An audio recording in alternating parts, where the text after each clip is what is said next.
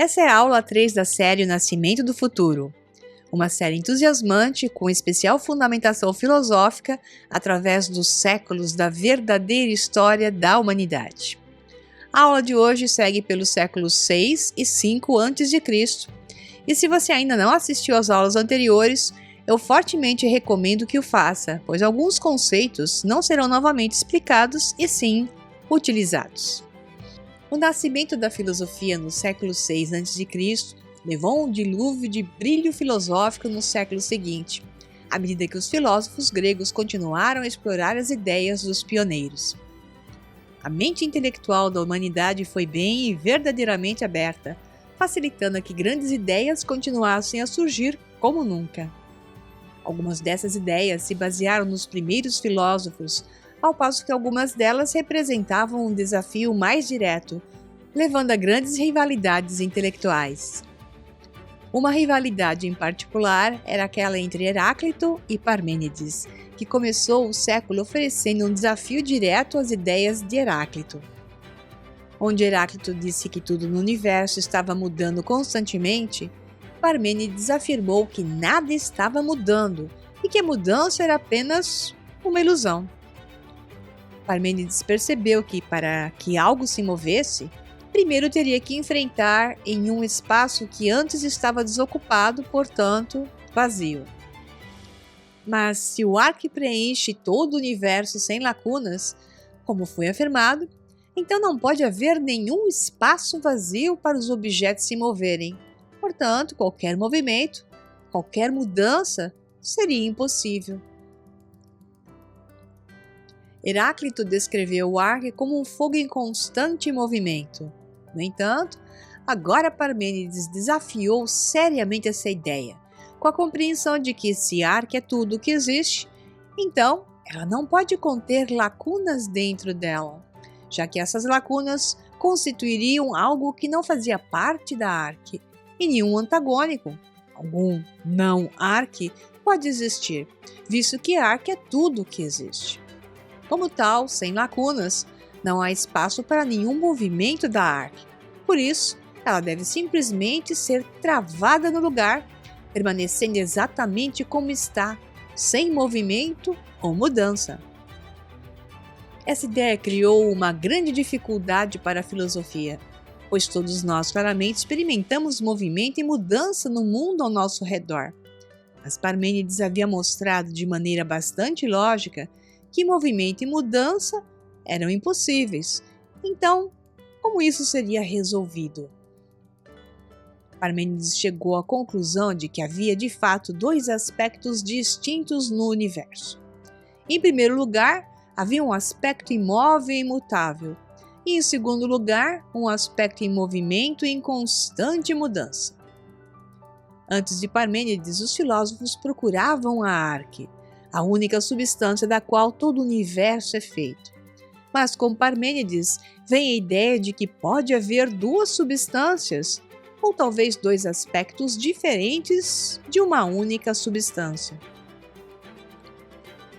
Anaximandro diferenciou o apeiron do mundo material com o qual estamos familiarizados, e Pitágoras mostrou que todo o universo, tanto a mente quanto a matéria, era uma expressão da matemática. Mas Heráclito e Parmênides haviam agora surgido com duas visões da realidade inteiramente opostas. Heráclito dizendo que tudo muda e Parmênides dizendo que a mudança era uma ilusão. Ambas as visões pareciam corretas, mas eram claramente contraditórias. Portanto, uma solução tinha que ser encontrada. A ideia de Heráclito era de um devir constante, mas a de Parmênides era de um ser estático. Claramente, o universo não pode ser estático e em movimento, mutante e imutável, evoluindo e permanecendo o mesmo. Será?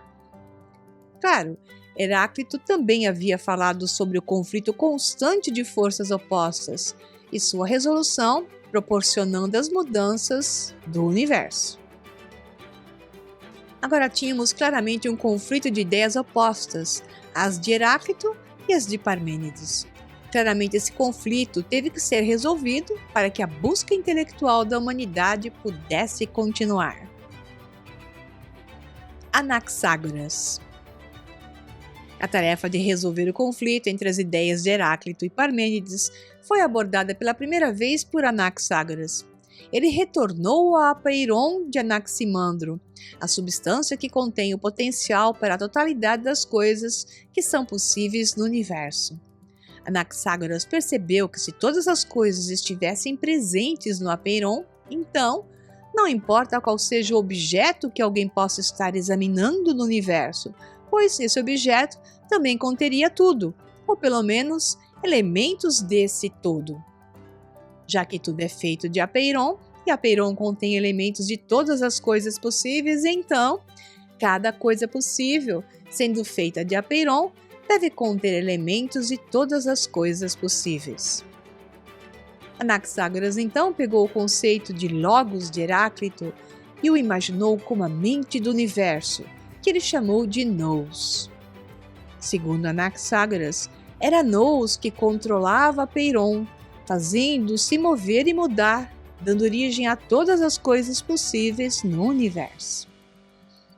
O universo estava sendo visto como semelhante a um organismo vivo, e ainda por cima inteligente, que como humanidade tinha uma mente inteligente que controlava seu corpo. Heráclito havia falado Logos como sendo a força orientadora racional do universo, e Pitágoras afirmou que tudo é uma expressão da matemática, ou seja, o Logos é matemática. Mas o conceito de Nous de Anaxágoras transformou o Logos na mente do universo, ao contrário a qualquer tipo de assunto. Nesse sentido, o Logos Nous está controlando tudo, fazendo com que Apeiron se transforme em todas as coisas. Nous obedece à matemática de Pitágoras e à racionalidade de Heráclito em todos os momentos. Portanto, ela mesma nunca muda e está em conformidade com a ideia de Parmênides. Mas Nous faz com que outras coisas se formem no universo, sendo feita de Apeiron e contendo todas as coisas dentro dela. E isso reflete a constante mudança do que fala Heráclito.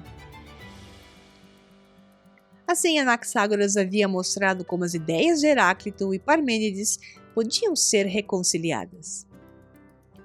Heráclito havia dito que não havia nada permanente, exceto a mudança. Tudo no universo estava constantemente em um estado de mudança. No entanto, a única coisa que nunca mudou foi o próprio conceito de mudança. A mudança é constante, portanto, permanente. É o conceito de mudança que nunca muda, e era isso que Parmênides estava realmente se referindo com a ideia de que nunca haveria qualquer mudança no universo. Nenhum dos filósofos estava realmente errado.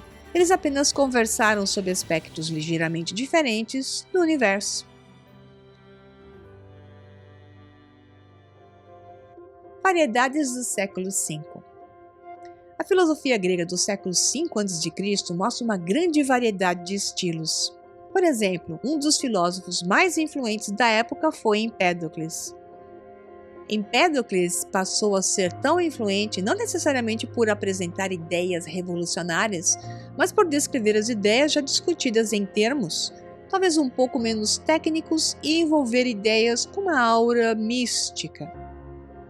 Empédocles foi o primeiro filósofo a descrever o universo físico em termos dos 4 elementos básicos: terra, ar, fogo e água. Esses 4 elementos eram governados por 2 forças opostas, que Empédocles descreveu como amor e conflito.